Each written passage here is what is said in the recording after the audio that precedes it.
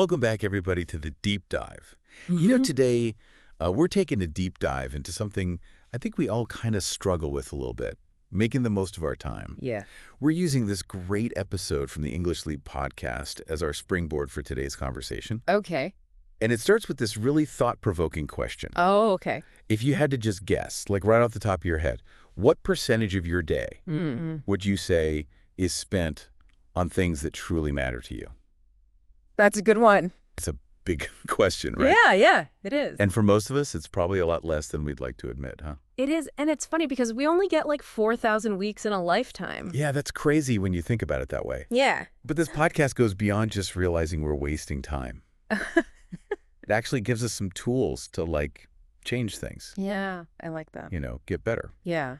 One of the coolest things they talked about was this thing called the time perception paradox. Uh-huh. Have you ever heard of that? I have, and it's fascinating, the idea that time seems to move slower when we're kids. Cool. And then speeds up as we get older. It's like when you were a kid, summer felt like it lasted forever. Oh, And now it's like, boom, it's gone. Boom, just like that, yeah. And it has to do with how our brains, record new experiences, right? Exactly. When we're young, everything's new and exciting, so our brains are constantly making all these new connections. Like little sponges. Yeah, exactly. And that makes time feel longer.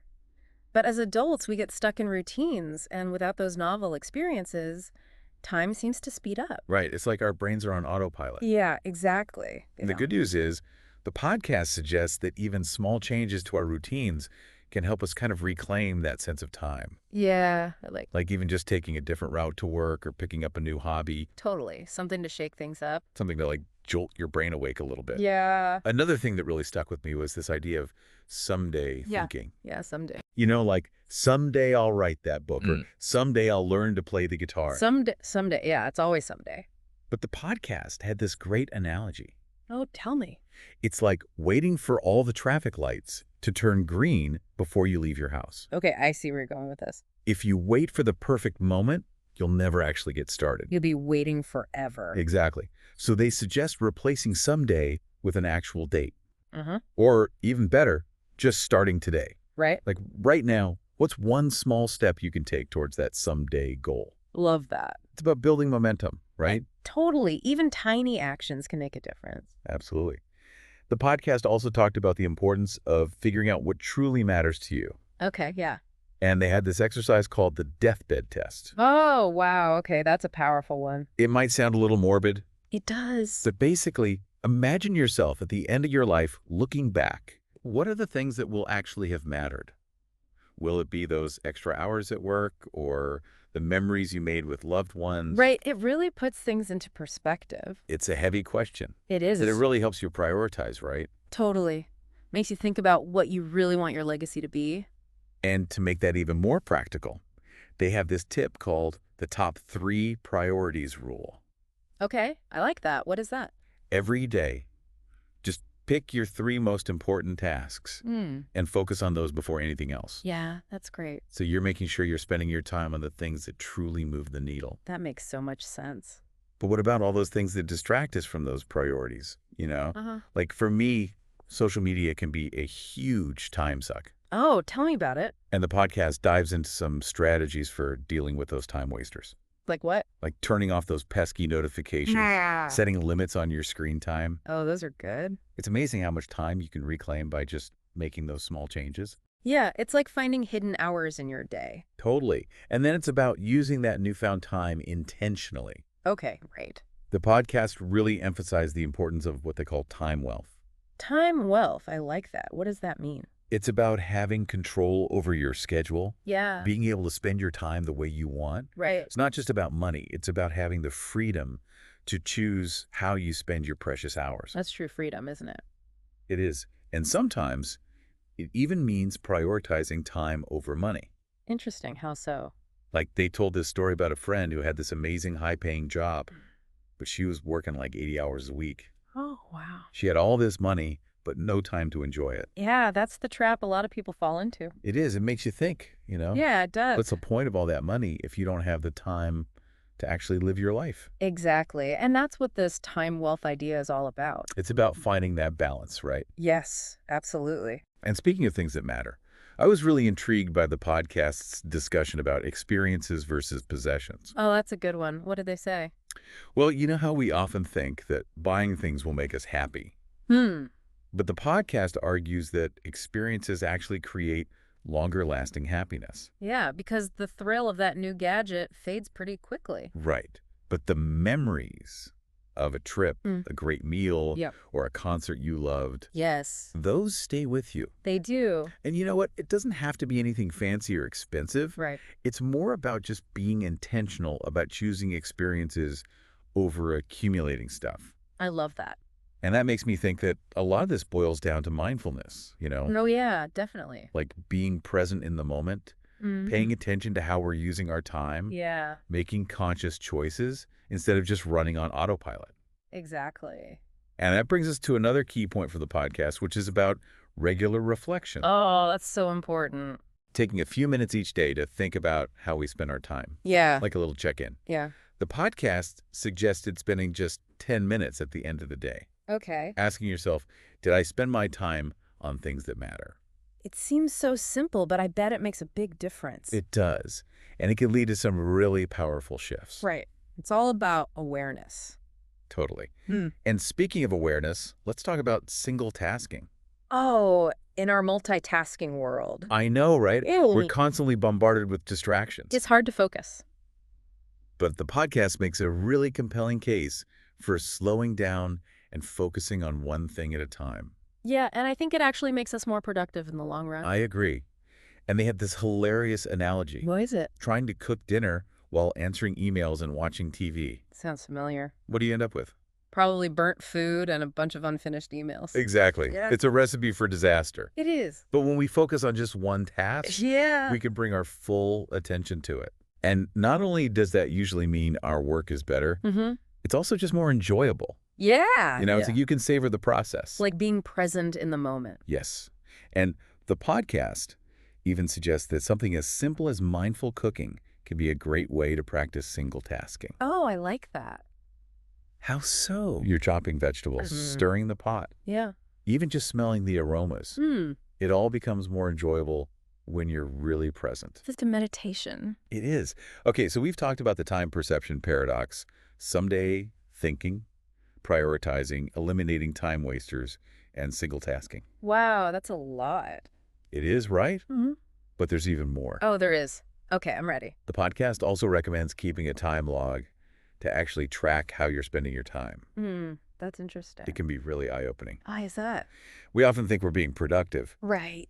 but a time log can reveal those hidden time wasters we don't even realize are eating up our day. I bet it would be surprising. Totally. Like checking email every 5 minutes or getting lost in those social media rabbit holes. Oh, yeah, those can really add up. They do. And once you see where your time is actually going, you can start to make adjustments and reclaim those lost hours. Okay, that makes sense. So you're not just flying blind. Exactly. But before we dive too deep into that, Yeah. I think it's important to touch on the importance of rest and reflection. That's a good one. They're essential parts of managing our time well, Yeah, but they're often the first things to go when we're feeling busy.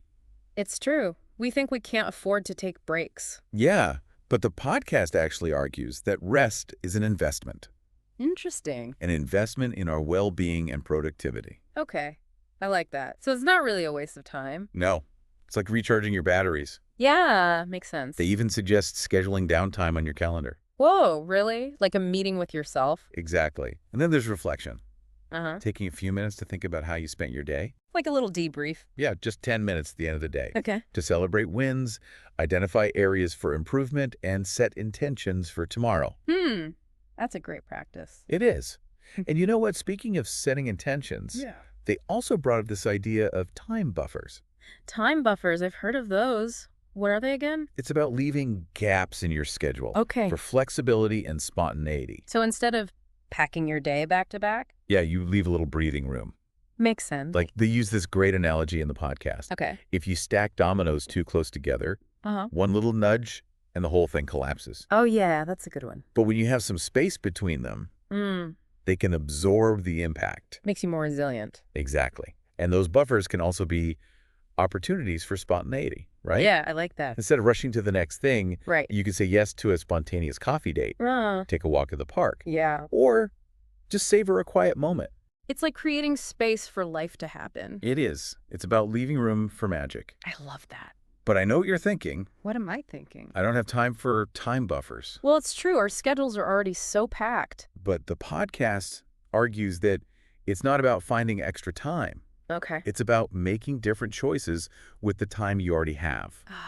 So it's about shifting your priorities, being more intentional about how you structure your day. Yeah, that makes a lot of sense. And, you know, the podcast got me thinking about something else. Oh, what's that? They talk a lot about managing time, but what about creating time? Creating time. Now, that's a fascinating concept. Right. It's like we often think of time as this fixed resource. Yeah. But what if there's a way to actually generate more time in our lives? That's really interesting. I think so too. I'm really curious to explore that idea further. Me too. Let's do it. It's almost like we think time is going to like run out or something. Yeah. But what if we could bake a bigger pie?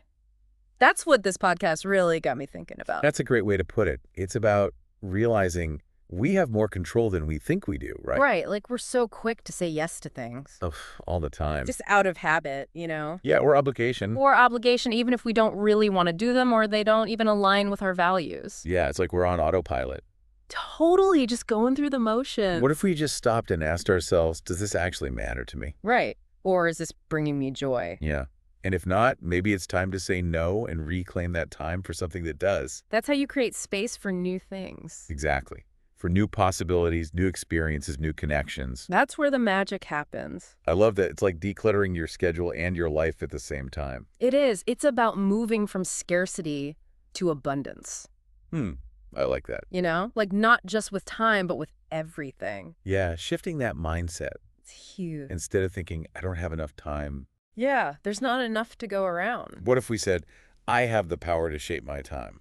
It's like you become the architect of your own time. That's it. And that's where the empowerment comes in, right? Totally. The podcast really drove that point home. It did. And I think it also ties into their discussion about experiences versus possessions. Oh, yeah. That was a good one. Remind me what they said about that. Well, they were talking about how we tend to think buying things will make us happy. Material things, yeah. But they argued that experiences actually create more lasting happiness. Yeah, I mean, that new phone is going to be old news in like a week. Exactly.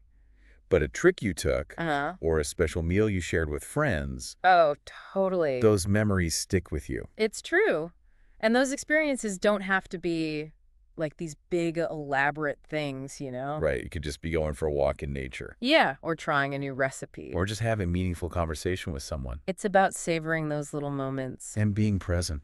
Exactly. And that brings us back to the importance of mindfulness, doesn't it? It does. Like, a lot of this comes down to being aware of how we're spending our time and making conscious choices. Right. Instead of just going through the motions. And that's why they emphasize regular reflection. Oh, yeah. Taking a few minutes each day to kind of check in with yourself. Exactly. Like, what went well today? Uh-huh. What could I do differently tomorrow? What am I grateful for?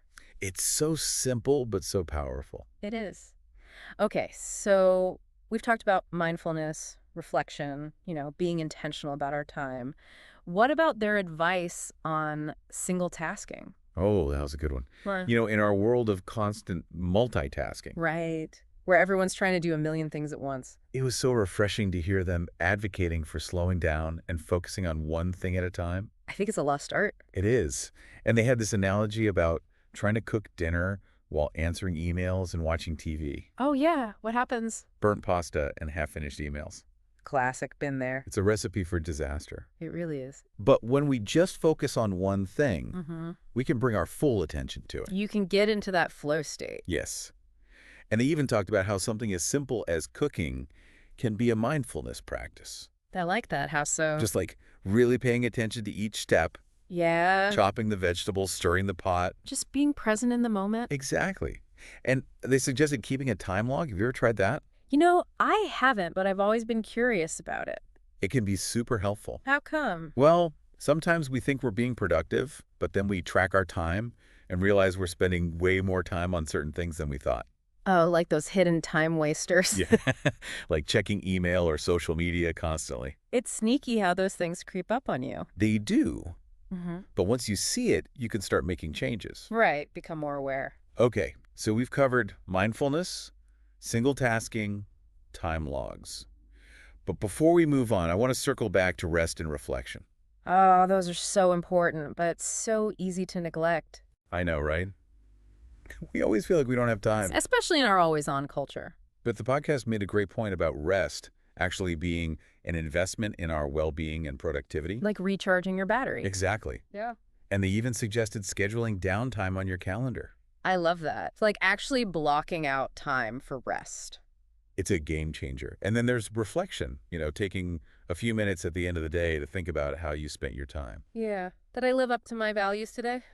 Am I on the right track? Yeah, it's a great way to course correct. It is. And speaking of course correcting, they talked about this idea of time buffers. Oh, time buffers, those are essential. They are. It's about building in some flexibility into your schedule. Instead of jamming everything in back to back. Exactly. They have that great analogy about the dominoes. Oh yeah, one little nudge and the whole thing falls apart. But when there's space between the dominoes, they can absorb the impact. So you're more resilient to those unexpected things that come up. Exactly. And those buffers can also be opportunities for spontaneity. Oh, totally. Like instead of rushing off to the next thing. You can say yes to an impromptu coffee date or take a walk in the park. Or just sit and enjoy a quiet moment. Yeah. It's about leaving room for life to happen. And those are often the moments where the most magical things occur. It's true. Mm.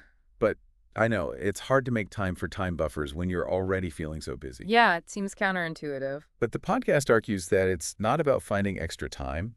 It's about making different choices. Exactly. It's about shifting your priorities Yeah, deciding what truly matters. and being more intentional about how you structure your day. Okay, that makes sense. But this whole conversation has me thinking. What's up? We're talking about managing time, Uh-huh. but what about creating time? Creating time, that's a powerful idea. Right. Like, what if we could actually generate more time in our lives? I think we can. Tell me more. Well, it starts with recognizing that we often say yes to things out of obligation or habit. Even when they don't line us up. Yeah.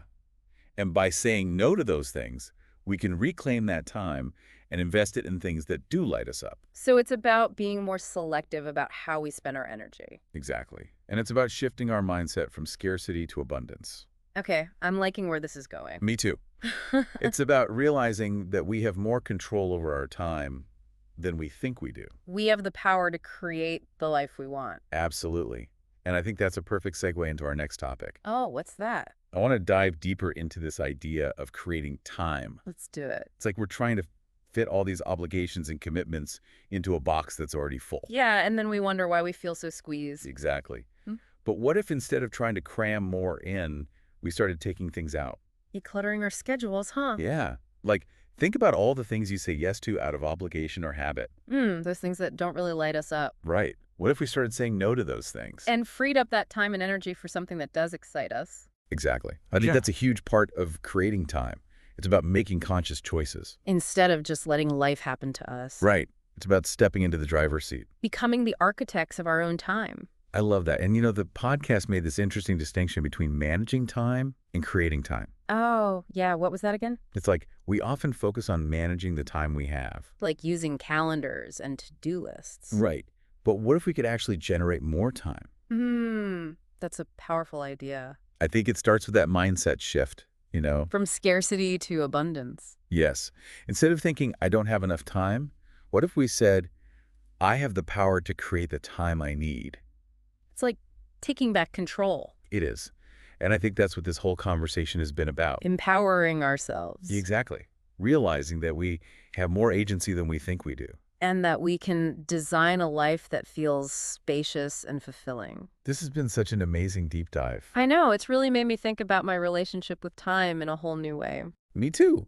It's like we've uncovered all these hidden tools and strategies. And it's all about using those tools to create a life that truly aligns with our values and priorities. So before we wrap up, is there one final thought you'd like to leave our listeners with? We've talked a lot about managing time, creating time, all these different strategies. Yeah. But ultimately, it all boils down to this. What does time wealth look like for you? That's a great question. What would it feel like to have true freedom and agency over your time?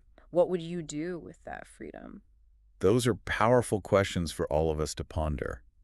And on that note, We encourage you, dear listener, to take some time this week to reflect on everything we've discussed today. Yeah, what resonated with you the most? What one small change can you make to start reclaiming your time and living a more intentional life? Remember, every moment is a precious opportunity. Let's make them count. Absolutely. Until next time, may your days be filled with purpose, joy, and that beautiful sense of time wealth. Thanks for joining us on the deep dive.